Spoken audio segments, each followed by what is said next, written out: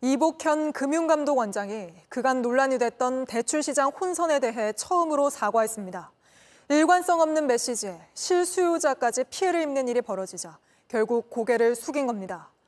앞으로는 은행 자율에 맡기겠다는 방침인데 지금의 대출 축소 분위기는 이어질 전망입니다. 이상화 기자입니다. 이복현 금융감독원장이 오락가락 발언에 대해 사과했습니다. 가계대출 관리와 관련돼서 조금 더 세밀하게 저희가 입장과 메시지를 내지 못한 부분, 그 자리를 빌어 송구하다는 말씀과 죄송하다는 말씀 다시 올리겠습니다. 발단은 시중금리와 반대로 계속 오르던 대출금리였습니다. 여러 가지 은행 자율성 측면에서 개입을 적게 했는데 개입을 더 세게 해야 되지 않을까 그런 생각을 갖고 있습니다. 개입 발언 이후 은행들은 금리를 올리는 대신 한도나 대상을 축소하면서 대출 절벽 우려가 확산한 겁니다.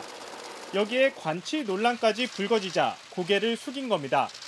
하루아침에 바뀌는 시중은행 대출 정책의 혼선이 커지자 관계 부처들도 나섰습니다.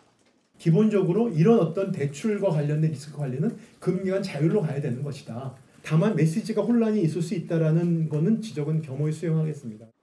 금융위원회 역시 은행 자율 관리에 방점을 찍으며 메시지를 통일했는데 대출 축소 기조는 당분간 이어질 전망입니다.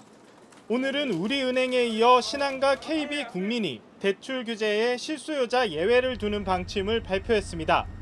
일각에선 모든 공이 은행권으로 넘어간 만큼 은행마다 다른 한도와 조건을 모두 비교해야 하는 대출자 부담은 더 커질 거란 지적도 나옵니다. JTBC 이상화입니다. 대출을 조여야 한다. 하지만 실수요자들에게 제약이 있으면 안 된다. 계속되는 이런 금융당국 압박에 은행권의 대출 규제가 수시로 바뀌고 있습니다. 은행들이 앞으로는 이 실수요자를 가리기 위해서 청첩장이나 이혼 서류까지 확인한다고 합니다. 이상화 기자입니다. 올해 서울로 발령받은 직장인 A씨는 걱정이 큽니다. 지방에 있다가 이제 올해 서울 발령이 돼서 이제 실제로 이제 주택을 구매를 하려고 마음을 먹었는데 거기에 대해서 주택담보대출이 제때 나올까 하는 그런 불안감이 있는 상태죠. 높아진 금리도 부담입니다. 거의 1% 정도가 더 오른 상태여서 총액 관리를 한다고 하니까 예전처럼 다시 아예 주택담보대출을 막히는 게 아닌가라는 생각도 들고. 이러자 대출을 제한해왔던 은행이 실수요자 대책을 내놨습니다. 오늘부터 1주택자 주택담보대출과 전세대출을 막았던 우리은행은 예외를 허용하기로 했습니다. 결혼을 하거나 상속을 받았다면 1주택자라도 주택담보대출이 가능하고 직장이 바뀌거나 이혼 소송 중이라면 전세대출이 가능해집니다. 다만 대출을 받으려면 청첩장이나 소송 서류 등 각종 증빙 자료를 은행에 내야 합니다. 그 실수요자 전담팀을 운영해서 사각지대에 있는 실수요자들을 계속 찾아내어서 이분들의 불이익을 최소화할 방침입니다. 문제는 이런 조치에도 가계대출 증가세가 꺾이지 않고 있다는 겁니다. 국내 5대 은행의 가계대출 잔액은 이달 들어 닷새 동안에만 1조 5천억 원 가까이 불었습니다. 주담대가 막히자 이젠 신용대출로 옮겨가는 풍성효과까지 나타나고 있습니다. 여기다 은행마다 각기 다른 대출 정책을 쓰면서 대출 시장 혼란은 당분간 이어질 전망입니다. JTBC 이상화입니다. 윤석열 대통령은 최근 국정브리핑에서 경제가 확실히 살아나고 있고 앞으로 더 크게 도약할 거라고 강조했습니다. 하지만 장밋빛 전망이란 평가가 나오는데 하나씩 짚어보겠습니다. 먼저 가계대출이 무섭게 불어나면서 무주택이 아니면 아예 주택 관련 대출을 내주지 않는 은행들이 등장했습니다. 수도권의 주담대 한도도 이달부터 더 줄어들어 대출 절벽 우려도 나오는데 이 소식부터 이상화 기자입니다. 내일부턴 주택이 한 채라도 있다면 카카오뱅크에선 주택담보대출을 받을 수 없습니다. 금융당국의 전방위 가계대출 관리에 초강수를 둔 겁니다. 우리은행도 다음 주부턴 수도권의 경우 무주택자에게만 주택담보대출과 전세대출을 실행합니다. 하루가 멀다 하고 은행별 추가 규제가 신설되면서 현장에선 혼란도 이어지고 있습니다.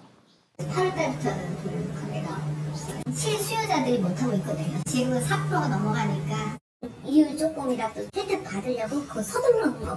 그 하루 사이에 막 이율이 달라지니까 부지런히 그냥 빨리 서명해가지고. 당장 가을 이사철을 앞두고 대출 수요자 불안은 더 커지고 있습니다.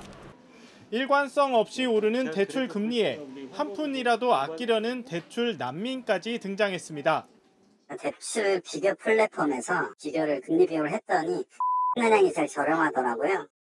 이달부터는 수도권 주택담보대출 한도가 더 줄어드는 스트레스 DSR 2단계까지 시행됩니다. 다만 주택거래 시점과 실제 대출 집행까지는 시차가 존재하는데 최근까지 주택거래가 느는 점을 고려할 땐 당장 규제 효과가 나타나긴 어려워 보입니다.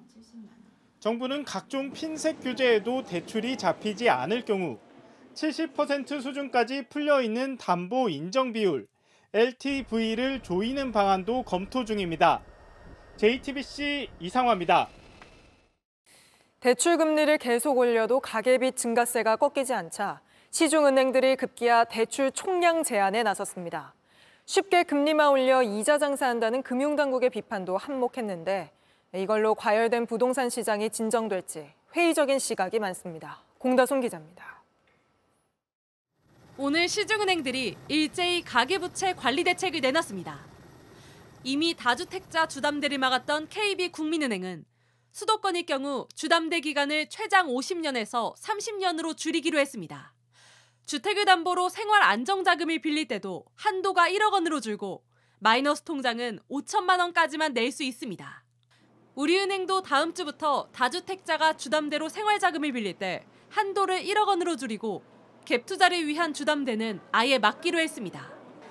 다른 은행들도 비슷한 조치를 시행하거나 검토 중인데 금융당국의 비판이 결정적이었습니다. 은행들이 이제 금리를 쉽게 올림으로써 약간 여유를 준 것들에 대해서 지금 비판이 있다면 그런 오히려 조금 부동산 시장이라든가 이런 것들에 비추어서 개입을 더 세게 해야 되지 않을까. 실제 지난달 초 금감원이 시중은행 관계자들을 불러 모아 가계대출 속도 조절을 당부한 뒤 대출 금리는 꾸준히 올랐습니다. 많게는 7차례, 누적 인상폭만 1.4%포인트에 달합니다. 그런데도 가계빚이 줄어들 기미를 보이지 않자 아예 총량 규제로 돌아선 겁니다. 다만 이런 핀셋 규제가 부동산 시장을 진화할 수 있을지 미지수입니다.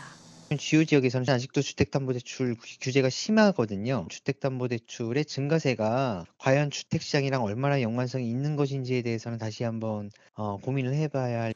오히려 이금융권으로 수요가 몰리는 풍선 효과 우려도 나오는데 정부는 추가 대출 규제를 고민 중입니다.